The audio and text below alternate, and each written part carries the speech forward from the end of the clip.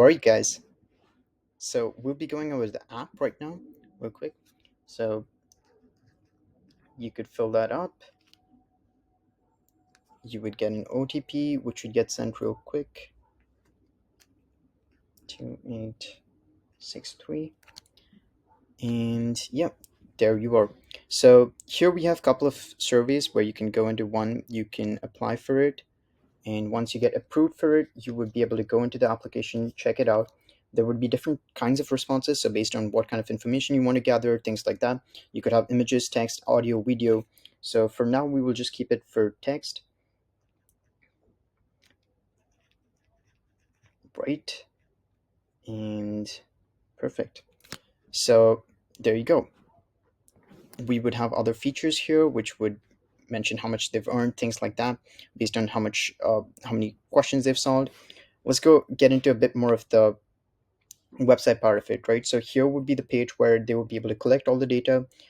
This would be an admin panel where clients would come in, check out how much data they have, check out the surveys which they want to change. There would be payment, legal matters, things like that. Here's where this is the heart of it. So here you would be able to create surveys. So let's just really quick create a survey, right? So I go in, YC is the best. We all know that. Xeonic. So it gets stuck in your head. But yeah, you would be able to set how much payment you want, input. So input and output is specifically where we want to be able to control what kind of information we want them to be able to gather. And we could go with text and say audio. And yeah, clients would be which kind of client they would be using. So right here we can see YC is the best, Xeonic has been created.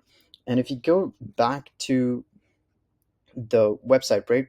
Sorry, that just logged up, but we can check right here on the bottom, it's been created. So that happens all the time.